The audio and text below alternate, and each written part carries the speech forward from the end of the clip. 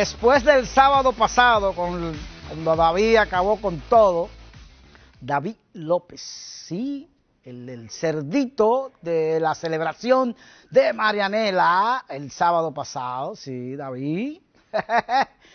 Nos la empatamos, no hay problema, pero ahora, para que usted se empate con la programación, para que usted entre a ese mundo fascinante, vamos a presentarle a Diógenes Amaury Martínez con su sección en el día de hoy.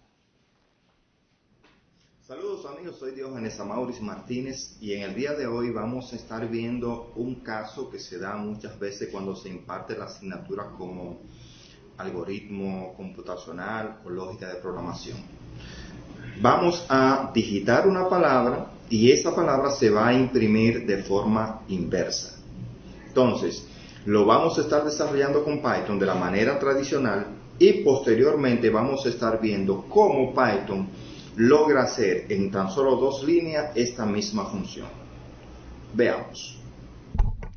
Bien, entonces en el día de hoy estaremos viendo la forma en que podemos imprimir una palabra al revés en Python. Y como dije al principio, lo vamos a estar viendo de 2 formas diferentes.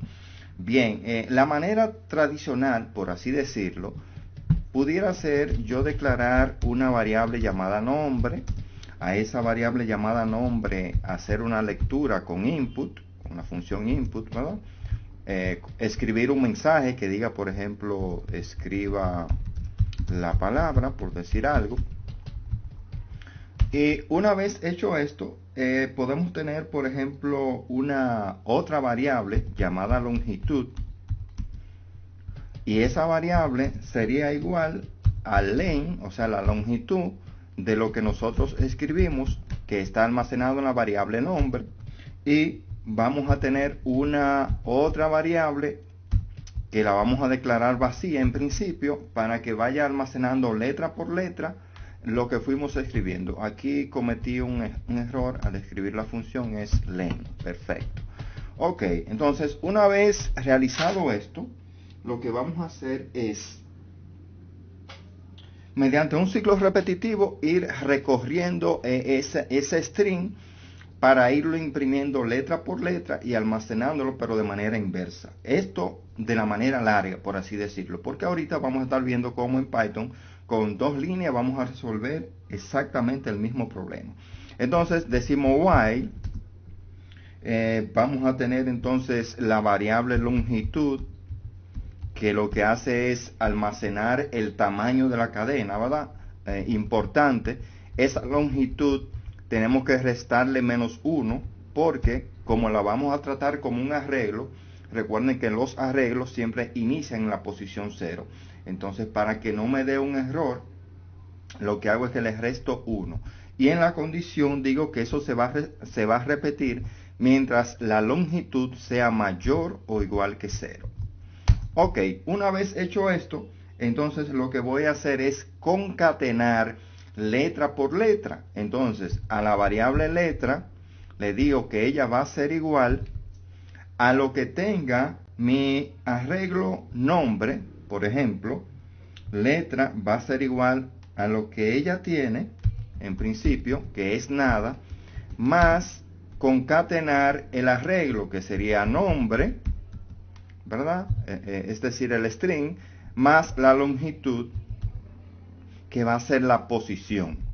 Si en principio estamos en la posición, por así decirle, 5, esa va a ser la última y por ende va a comenzar en esa posición y va a captar entonces la última letra. Una vez hecho esto, entonces tenemos que decir que la variable longitud va a ser igual a lo que ella tiene en ese momento, -1, para que vaya disminuyendo y así se vaya posicionando carácter por carácter. Ok, una vez logrado esto, entonces ya podemos al final sencillamente imprimir con print, pasarle el parámetro f y decir la palabra, y imprimimos entonces nombre, ¿verdad? Para que el usuario sepa, en caso de que haya olvidado qué fue lo que escribió. Y posteriormente decimos que la palabra nombre, o sea, lo que escribió en principio, al revés es, y entonces aquí le damos salida a la variable letra, que es la que va a almacenar el resultado final. Ok, una vez hecho esto, vamos a guardar y vamos a probar ese código. Mi programa se llama Mixta, entonces simplemente escribo Python mixta.py. Voy a subir esto para que ustedes lo puedan observar bien. Le doy Enter y fíjense que dice escriba la palabra. Vamos a poner que la palabra fue Diógenes, por ejemplo. Y observen que dice la palabra Diógenes al revés es, y aquí me muestra el resultado de la palabra, o sea, cómo lo puso de manera inversa. Voy a limpiar, le voy a dar un espacio para que ustedes no lo vean tan pegado cuando lo ejecutamos. Voy a escribir, ejecutarlo de nuevo, voy a poner como nombre, por ejemplo, Cruz.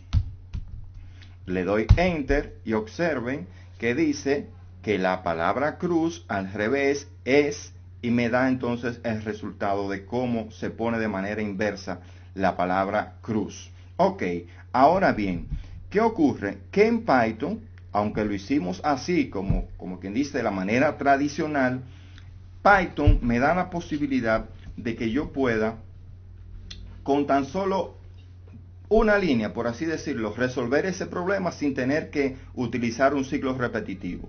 Me explico. Yo pudiera quitar ese código del ciclo repetitivo, eliminar todo eso y simplemente, por ejemplo, aquí, en vez de longitud, tampoco lo necesito. En la variable letra, yo pudiera decir, por poner un ejemplo simple, decir la variable nombre, ¿verdad? Por ejemplo, yo le puedo decir inicio, ahí iría el parámetro de inicio y aquí la longitud, o sea, hasta dónde llega. Y por último, la forma en que yo quiero que se vea. Con tan solo yo poner -1, esto va a hacer que ese string se muestre de manera inversa. Con esa línea que me permite a mí, en esa variable del tipo string, decirle inicio, obvié el inicio, obvié el final, y simplemente ponerle un -1, lo que va a hacer es que esa cadena que tenga el contenido almacenado en esa variable, pues lo va a mostrar de manera inversa. Vamos a guardar y vamos a ejecutar nuestro programa nuevamente. Fíjense que esta parte no la he tocado porque obviamente lo único que estamos haciendo ahí es dándole salida a nuestra variable. O sea, va a imprimir igual el contenido de la variable nombre y el resultado de letra. Entonces, ejecutamos nuestro programa. Vamos a escribir, por ejemplo, sol. Y fíjense que dice la palabra sol al revés es, y ahí me da el resultado. Exactamente lo mismo, vamos a probarla igual que ahorita con, por ejemplo, con cruz, para que ustedes observen.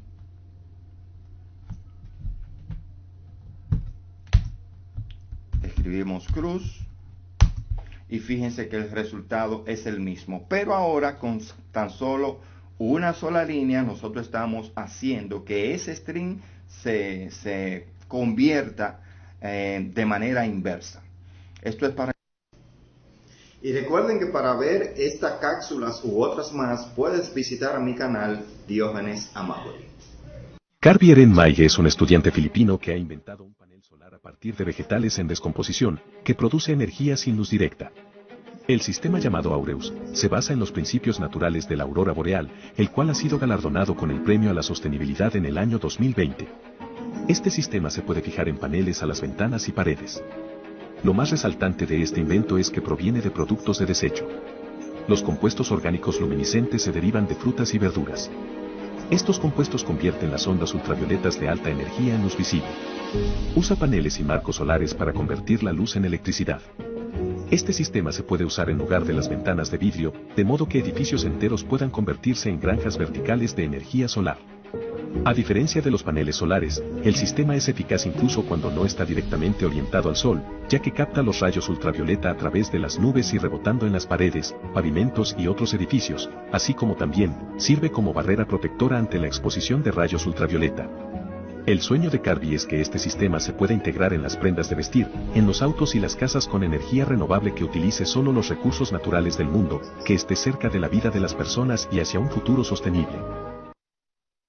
Bien, qué interesante esto de Carby McGee, con este innovador proceso de fabricación de paneles solares a través de residuos vegetales reciclados. Estamos hablando de desechos de frutas, de hojas, y llevar este panel a lo que él busca, que es que se pueda utilizar en la vestimenta, en las ropas en específico, sería súper interesante por lo flexible, por lo manuable que es este material y esta forma.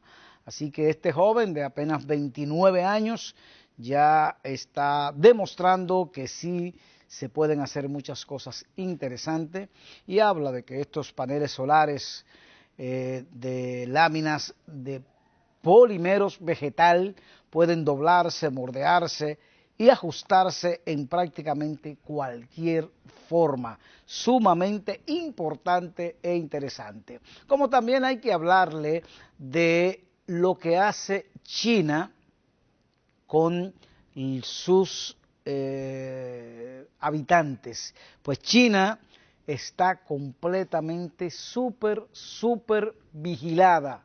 Vamos a ver un documental, un videíto que nos habla de China completamente súper vigilada, con los millones de cámaras que hay colocadas en absolutamente todos los lados. Veamos.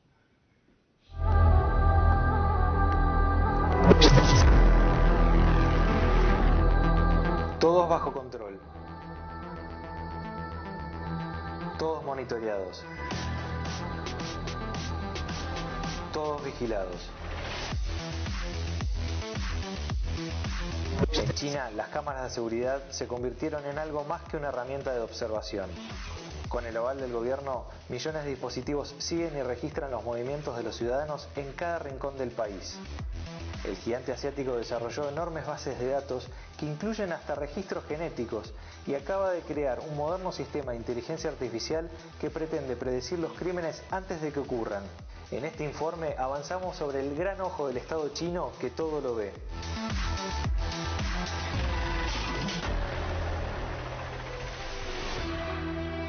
Con más de 500 millones de cámaras, la población china se convirtió en la más vigilada de todo el mundo. Hasta 2018, el régimen de gobierno de ese país tenía instaladas más de 170 millones de cámaras en su territorio. Sin embargo, debido a los rastreos para intentar controlar la pandemia, la obsesión por la vigilancia extrema se intensificó. Un ejemplo del número de datos almacenados es el que se da en la provincia de Fujian, en donde el sistema de ordenadores conserva imágenes de 7.000 cámaras durante 180 días. Eso da como resultado el registro de 2.520 millones de imágenes. La cifra es altamente considerable si se tiene en cuenta que el Departamento de Seguridad Interior de Estados Unidos cuenta con una base de datos de 836 millones. A partir del hallazgo de más de 76.000 documentos gubernamentales analizados por el sitio ChinaFile, se desprendieron múltiples investigaciones sobre el peligroso mundo de los sistemas de vigilancia de ese país. Según estos documentos, los métodos desarrollados tienen como objetivo mejorar y garantizar la estabilidad social. Así fue como nacieron los proyectos Sharp Eyes, Golden Shield, Skynet, Safe Cities y Police Clouds, entre otros.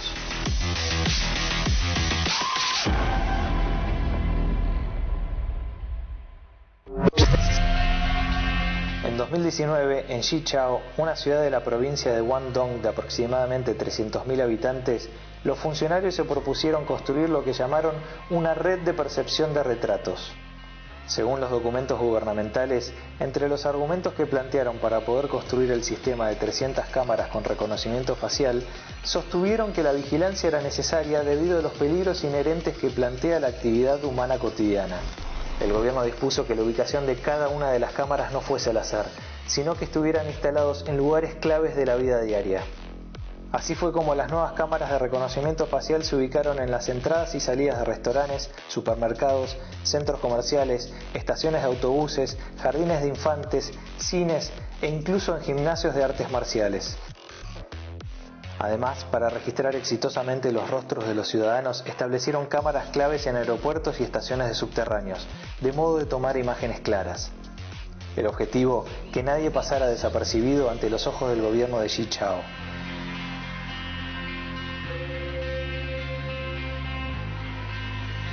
La última gran aventura del gobierno chino en su afán por garantizar el control social se conoce como la jaula invisible. Se trata de un sistema de vigilancia que recolecta datos sobre rostros y voces. La tecnología desarrollada establecería patrones de conducta entre los individuos, lo que permitiría predecir delitos o protestas antes de que se lleven a cabo. El sistema es tan completo que además de cámaras de identificación facial, posee grabadoras de voz con un alcance de 90 metros, lo cual permite machear con precisión los rostros y las voces de las personas. En los últimos años, la organización Human Rights Watch denunció al régimen de Pekín por la recolección y el uso discrecional de datos de ADN de su población. El documento Algoritmos de Represión en China revela que en 2019, en el marco de la campaña de mano dura, las autoridades de Xinjiang recopilaron datos biométricos, incluidas muestras de ADN, huellas dactilares, escaneo de iris y grupos sanguíneos de todos los residentes de la región de 12 a 65 años. China avanza a velocidad supersónica en materia de sistemas de vigilancia. Mientras tanto, este tipo de dispositivos de trazabilidad y rastreo continúan multiplicándose y el respeto de los derechos básicos de los ciudadanos parece entrar en terrenos cada vez más nebulosos. Bueno, amigos de YouTube, hasta acá llegamos hoy. Sin dudas es un tema para seguir investigando. Suscríbanse a nuestro canal para recibir al instante los próximos videos. Bien, súper, pero súper vigilado. Y no solamente eso, una enorme base de datos que contiene toda la información de la población. Están completamente controlados para que ustedes vean hasta dónde la tecnología se puede utilizar, como plantea siempre Edwin Quijada, con unos fines muy para el desarrollo de un país, pero también en este caso para el control total del ciudadano. El ciudadano es vigilado completamente y el Estado es que tiene el control sobre esas personas. Y asimismo también podemos hablarle de otras tecnologías y como hemos estado siempre presentando de todos estos días el uso de la inteligencia artificial, que dicho sea de paso, ahí se está utilizando bastante porque el reconocimiento facial es en base al algoritmo de la inteligencia artificial. Entonces vamos a ver ahora la continuación de lo que nosotros presentamos la semana pasada, de lo que se vislumbra, de lo que se pronostica que va a ser el 2030, un pronóstico de lo que la tecnología podría estar haciendo dentro de unos 10, 15 años más. Veamos. Próximos años. Además de esto, nos ayudarán a ejecutar aplicaciones y guardar archivos que contengan tecnologías como realidad virtual, realidad aumentada, inteligencia artificial, edición de vídeo avanzada y otras. Vámonos ahora a lo que será la actividad militar, que contará con misiles hipersónicos en las fuerzas militares más importantes. No es grato decir que serán algo de alguna manera normal, y esperemos que no sea necesario utilizarlo para ningún propósito bélico.